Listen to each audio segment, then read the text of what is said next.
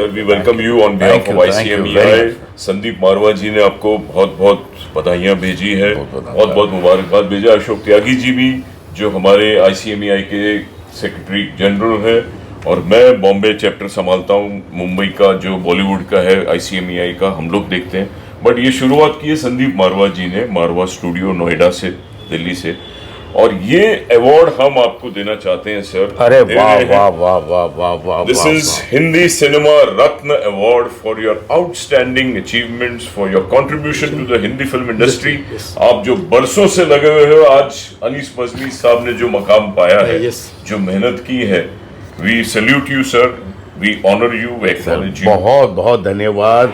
और सबसे पहले तो मैं संदीप मारवा साहब का, अशोक त्यागी साहब का, ICMEI और हमारे राजीव सर का, हमारे नरेंद्र भाई का मैं बहुत बहुत शुक्रगुजार हूँ। बहुत बहुत धन्यवाद जो आप लोगों ने मुझे ये अवार्ड दिया, इस लायक समझा। एंड सर बहुत बहुत शुक्रिया, and thank you so much sir, thank you very much. Sir आपका आउटस्टैंडिंग कंट्रीब्यूशन रहा है पिछले 45 सालों से फिल्म इंडस्ट्री का, कैसे अचीवमेंट देखते हैं? सर मुझे तो नहीं कुछ समझ में आता है, मतलब मैं आपको बताया ईमानदारी से कि पिछले 45 सालों से मैं क्या इस लाइन में हूँ और काम बहुत किया। मैंने बहुत सारी फिल्में लिखी, बहुत सारी फिल्में डायरेक्ट की, एंड तकरीबन I work with all the actors and all the producers and all the directors. कुछ बचे हैं, उनके साथ भी काम करना है। एंड ये पता ही नहीं लगा मुझे कि 45 वर्ष जो है, कसम से किसी ने याद दिलाया तो मैंने एक छोटी सी बीच में पार्टी भी रखी थी। छोटी सी नहीं, बहुत बड़ी आलीशान पार्टी थी, पूरी इंडस्ट्री मौजूद थी। अनीस भाई सबका बहुत प्यार था मेरे से, तो सब लोग आ गए, so thank you very much. But मैं आपको ईमानदार बताऊं, मुझे आज भी यूँ लगता है कि मुझे कुछ 1-1.5-2 साल हुआ है और मुझे अभी ज़िंदगी में बहुत कुछ करना है।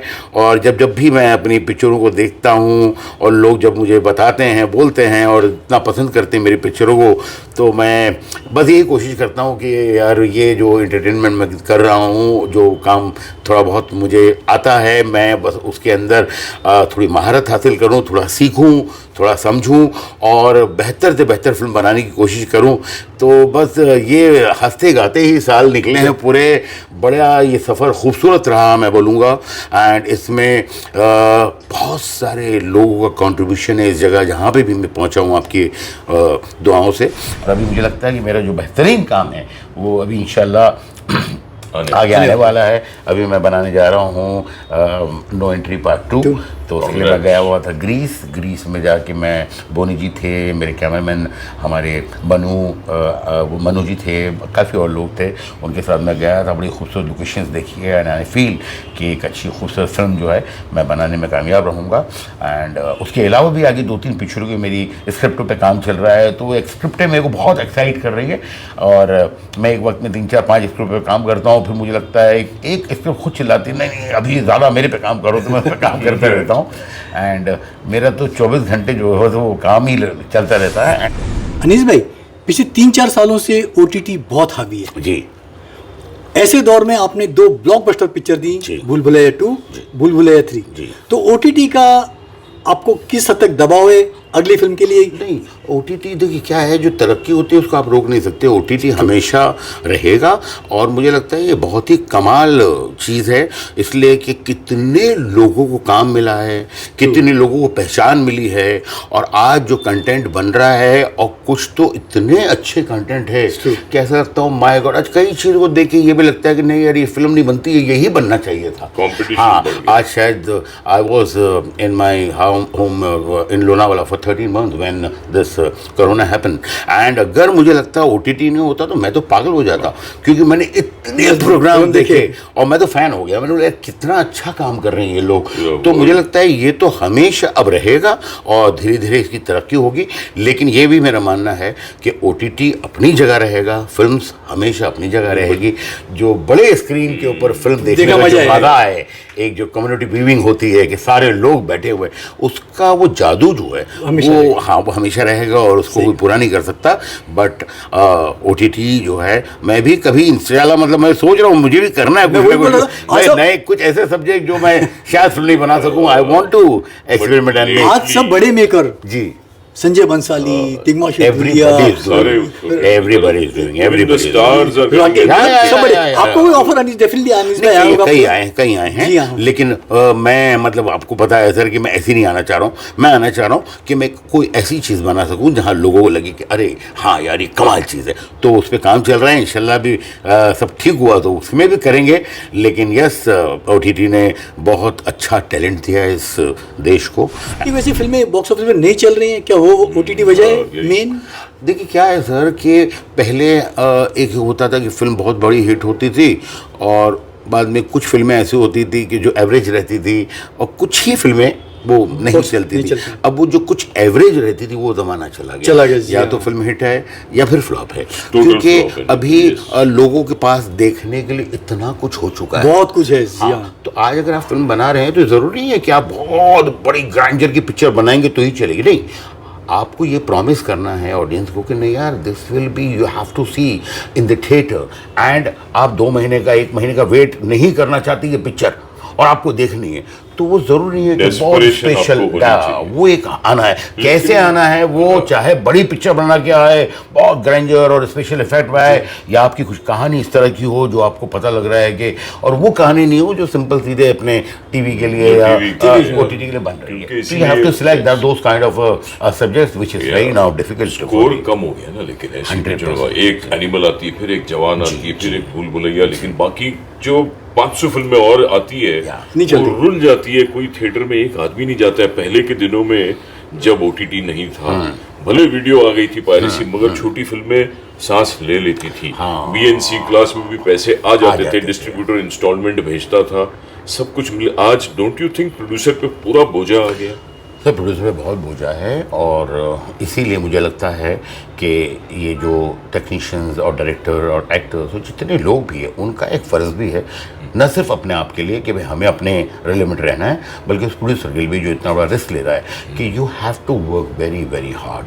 आपको चलेगा वाला मामला कुछ भी नहीं कर सकते। पहले ये था कि अरे ये तो दोस्त है, चलो यार इसमें कर लेते हैं, चल जाएगा यार, चलेगा। अब वो चलेगा मामला नहीं। You have to give your sweat and blood to the film.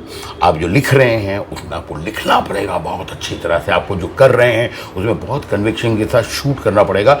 And it is now the mixture of not only creativity plus intelligence plus some game. आपको सोचना होगा कि यार ये पिक्चर को मैं कैसे प्रोजेक्ट करना चाहता हूँ। वाई एक आदमी जाके 350, 400, 500 रुपये खर्च करके थिएटर में मुसीबत लेकर घर से निकल कर भीड़ के अंदर जाके वहाँ देखेगा ये पिक्चर? क्यों भाई, क्यों?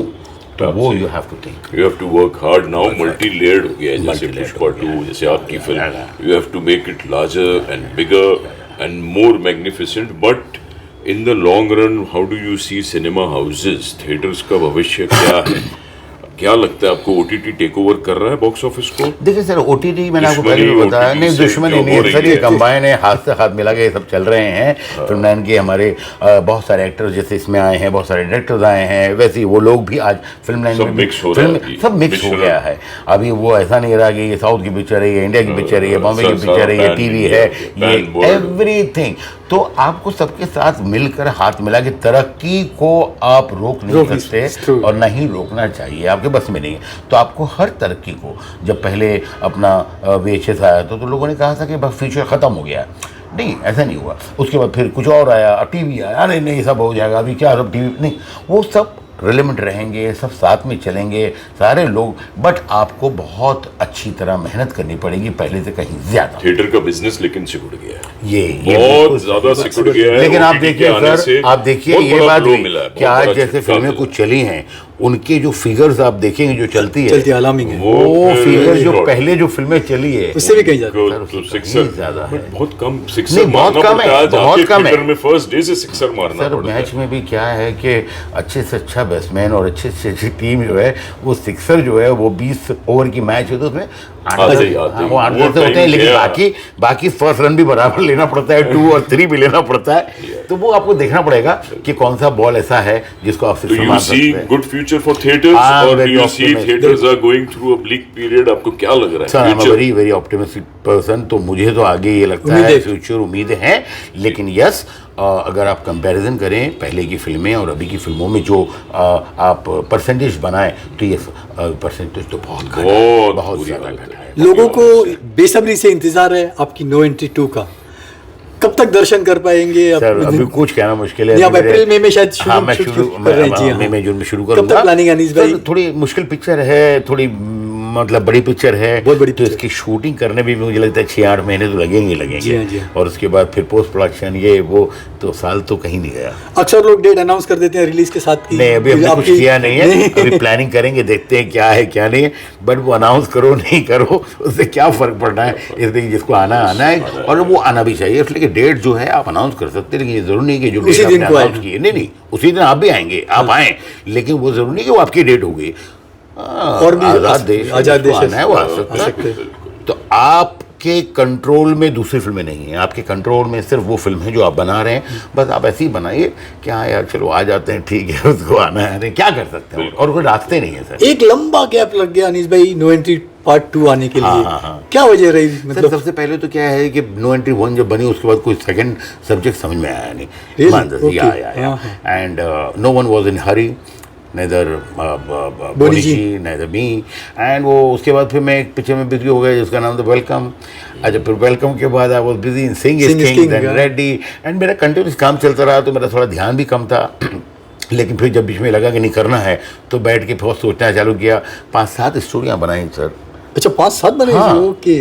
फिर लगा नहीं यार ये नहीं ठीक, नहीं चलो और कुछ सोचते हैं, फिर और कुछ सोचते हैं, बेसिक लाइन। फिर एक पॉइंट पे ये लाइन समझ में आया कि चलो यार ये इंटरेस्टिंग लग रहा है, फिर उस पर काम करने में भी टाइम लगा। जी हाँ। मुझे लगता है सबसे ज़्यादा मुश्किल काम जो है राइटिंग है, एंड वो जब आप बैठ के एक सर राइटिंग तो आप जादूगर है, आपको दर्शकों की नब्ज पता है, आप भरपूर एंटरटेनमेंट देते हैं, चाहे वो हॉरर हो, थोड़ा एक्शन वाली फिल्म हो, मतलब you entertain the masses, you know. Sir डर लगता है आज भी film but what is your best genre according to you? You done horror, तो ऐसा तो नहीं हॉरर को पकड़ लिया। No Entry is comedy. हाँ, comedy full comedy. I am not मतलब I am comfortable with I think all the genres, because I have done all kind of films. I mean I made a love story, चार तो नहीं था, I made suspense thriller Deewangee, I made comedy no entry welcome, Singh is king ready, I made horror film बुलबुलियाँ 2 and 3। तो I think I am very comfortable. Comfortable मुझे लगता है भाई ये फिल्म है, और आपको उस फिल्म के हिसाब से, मैं जॉनर का कभी वैसा सोचता नहीं हूँ, मैं वो करना है तो करते हैं एंड हो जाता है। तो अभी ये जो फिल्म है इट इज आउट और आउट कॉमेडी फिल्म। सर हमारी बहुत बहुत शुभकामनाएं, बहुत बहुत धन्यवाद इसके लिए संदीप मारवा साहब, एक बार और आपका बहुत बहुत शुक्रिया, बहुत बहुत शुक्रिया। Thank you so much. Thank you.